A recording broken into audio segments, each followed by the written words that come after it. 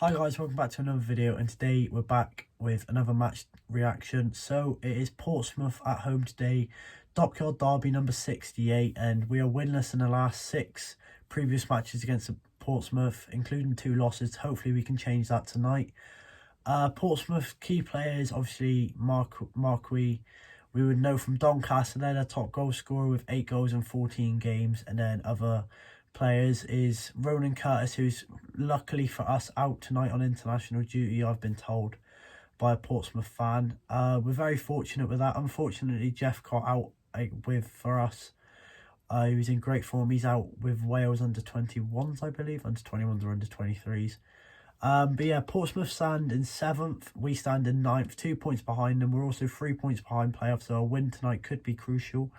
Their last 5 games, they beat Lincoln 3-1 away, lost to Charlton 2-0 at home, beat Northampton 4-0, beat Sunderland 3-1, and beat Gillingham 2-0, which that's quite strong. They've played some good teams in there, while we've beat Swindon 4-2, beat Doncaster 2-1, drew to Wigan 1-1, lost to Lincoln 2-0, and won against Northampton 2-1. So both teams are on form. But yeah, like I said, no Jeff Cott tonight. The lineup's been announced. There's Cooper in goal. The back 3 is Watts, Apoku and Amerson. All 3 of them never had a Dockyard derby. I wonder how they'll cope. Amerson, I don't even think was in the lineup when we played Exeter away, so this could be the first derby for the back 3. The 2 wing backs are Cooper and Edwards, both very experienced players. Good to see Cooper back in, he's been brought up over then Byron Moore. I would probably choose Cooper. We need more of an attacking lineup tonight, and I'm probably saying we'll probably play more counter-attacking football. I reckon Portsmouth might dominate. The 3 in the middle is Forner, Kamara and Mayer. That's quite a strong front foot midfield 3. I would probably like to see Connor Grant in there possibly, but obviously I'm pretty sure he's on the bench. And then the 2 up front is Hardy and Noble. Noble obviously replacing Jeff Cott, who's out on international duty. It's a very strong lineup. I would have expected a strong lineup. But yeah, we need to win tonight just for the bragging rights, I would say. But yeah, it's obviously on Sky Sports, so Argyle will get some media coverage and would have got some money the other week for beating Charlton in the FA Cup. But yeah, I'll see you at half time. Come on, Argyle. Right, so it's half time now, and Argyle winning 1-0. Argyle started off really strong, very dominant on the ball. And we had good chances from the get-go. Ryan Hardy really pushing on the keeper. Nearly got an early goal in the 3rd minute with a chance. Just scraped it around the keeper, but the keeper is quite well up, could I say. And he made a vital block on the side of the box. But yeah, Argyle held the ball well. They were very good with their passing, unlike Portsmouth. Portsmouth's passing was very sloppy. You know, they gave the ball away very unneedlessly quite a lot. And Argyle pressed really well on the ball to capitalise on them chances. But yeah, our goal came when, Joe Edwards floated it over the top. Frank Noble, he dribbled with it into the box. And then it was quite an odd hit, and it just took a deflection off Portsmouth's defender, but I would say it's Frank Noble's goal. The shot was definitely on target, and it was just a diversion just quickly into the goal. So yeah, I'll be surprised if that was given as a own goal, but no doubt it probably was. But yeah, after the goal, Argyle still continued to show the dominance of the 2 sides, with Frank Noble getting another great chance. Kamara again pressing the ball well, winning the ball, playing it to Frank Noble, who then hits it. It was a great save by the keeper going into the top left corner. But yeah, went out for a corner. But yeah, Portsmouth, like I say, very sloppy, gave the ball away very unneedlessly, and you wouldn't really think of it of a team that are 7th and 1 loss in their last 5. But yeah, the build-up play between Mayer and Cooper was fantastic. They were very strong together. And yeah, Cooper came very close to making it 2-0 when he, after a throw-in, received the ball again, beating 2 men. And then, just cut. It was between a shot and a cross. and he curled it and it just went wide, unfortunately. But yeah, no, so other than that, I think Portsmouth, they've only had a couple chances. One of them came from a Poku. It was a silly foul. It was very unneedless. He had Marquis in sort of like a headlock. I don't know what was going through his head, unfortunately, but that was the only real mistake that Argyle have made. Cooper's been playing well. He hasn't been needed to use much of his goalkeeping ability, but when he's had to, you know, he's came out for the cross. It was very early on. He's been in the vital positions. He's played out the ball well. So obviously we go into the second half now. I think that Argyle should carry on pressing on and hopefully try to aim for another or even 3. Because Portsmouth do look a bit shaky, unfortunately, to them. But yeah, I'll see you at full time. So guys, it's full time now, and it was quite a disappointing second half. I'm going to be completely honest with you. Portsmouth came out second half more fightful than Argyle, which was probably more expected. You know, they wouldn't have liked being 1-0 down. But Ryan Hardy, he had a really good early chance that was blocked off the line magnificently by their number 23, Pring. Coopers came in, had a shot, made the keeper flick it right into the penalty box area, and Hardy's been very unlucky to not score.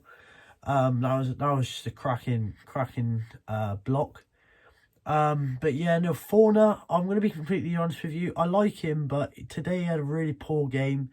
He gave away stupid fouls, and he didn't really make an impact as much as he has in previous games. But yeah, Portsmouth striker Ellis Harrison was just causing trouble, you know, falling at any chance, just getting in between the fingernails of Argyle's defence. But yeah, Cooper made a cracking save. I think it was Naylor. I'm not too sure, but I'm pretty sure Naylor hit it was like a half volley, and Cooper's just tipped it upwards, and it's gone out for a corner. But yeah, shortly after that, it was a very harsh penalty. The referee was right to give a penalty, but I know most refs wouldn't. It was a handball by Watts, and he was very unlucky. The balls came in, and Watts, he's been pushed, so his hands have been upright. So it is a penalty. His hands were in an unnatural position. And then Portsmouth scored Marquis into the bottom left corner. Cooper went the right way, just not that far enough. It hit just into it. But yeah, then Ryan Lowe decided to bring on Telford for Hardy, which I wouldn't have really done. Hardy was really Argyle's main lungs tonight. He was running everything. He was causing the most mayhem, I would say. But yeah, then another downfall when Naylor scored. It was so Portsmouth sort of cut it back. They ran along, they cut it back, and Naylor's just hit it quite fluky, if you ask me. It spun right into the bottom bottom left corner. Cooper really had no chance, and it was just sort of one of them goals where you don't know what happened. But yeah, Fauna then came off for Conor Grant, and Conor Grant made more of an impact in that time. Unfortunately, it was his 50th appearance for Argyle today. So congratulations to Conor Grant. But yeah, then the ref, he was giving stupid things away for Argyle. So there was a yellow card given to a Poku for it was sort of a 50-50 between Marquis and a Poku, and as a Poku's running, he's flung his arm back, I think, and it's hit Marquis in the face, gentle as, Marquis made an absolute meal of it, got a Poku a yellow card. I'd have never agreed with it, and the same happened with Naylor and Ben Reeves when he came on late on for Kamara. But yeah, so it was just stupid, if you ask me. But the refs should have just capped that out, and it was never a foul, and Sky Sports call it a bad foul. It's criminal. But yeah, then towards the last minute, the 78th minute to be precise, there was a free kick just off the halfway line into Portsmouth's half. Pretty sure it was Cooper whipped it into the far post. Looks as if it was going out, to be honest, but the keeper's flapped at it, and Telford's headed it across the goal, and Apoku's just ran it in. It was quite a fortunate goal for Argyle, to be honest, and if Portsmouth look back on it, they should be disappointed in themselves. But yeah, that's my match review now. I've got a friend of mine or a couple friends, depending if they reply, to give their match reviews, so I'll leave it to them. Thank you guys for watching. I'll see you in the next home video. Come on, Argyle. Yes, mate. So, 2-2. Decent result for both teams. I said at the start of the game, if you said 2-2 to me, I would have bit your hand off, snapped your hand off. Would have taken that and moved on to Fleetwood. But yeah, it was an exciting game. At least it wasn't a boring 0-0. There was goals in it. I thought at the end we could have, if we put the ball sort of more in the box, we could have actually had a chance at winning it. But I'm afraid that we didn't really capitalise on our chances too well. Cooper played a few poor overhit crosses, but apart from that, I said happy with 2-2 draw. On to Fleetwood. Right, so it's the end of the game. It's drew 2-2. It's going to keep it quick. First half was good from Argyle. Should have taken chances. Should have gone 2, maybe 3 goals up at half time. Come out really sloppy. Soft penalty, but they score. Couple minutes later, they score again from an absolute shocking attempt of a clearance, and then Jerome Apoku for Argyle to score to make it 2-2. Lovely ball in from Cooper, headed down from Telford, and then just a tap in. Could have been a lot worse, could have been a lot better. Ryan Hardy needed to take his chances today, and ultimately him not taking his chances has possibly cost us getting an extra 2 points, and we've only ended up with 1. But I can't complain. We're a game in hand under Pompey and only 2 points behind. So overall, good, but could have been better.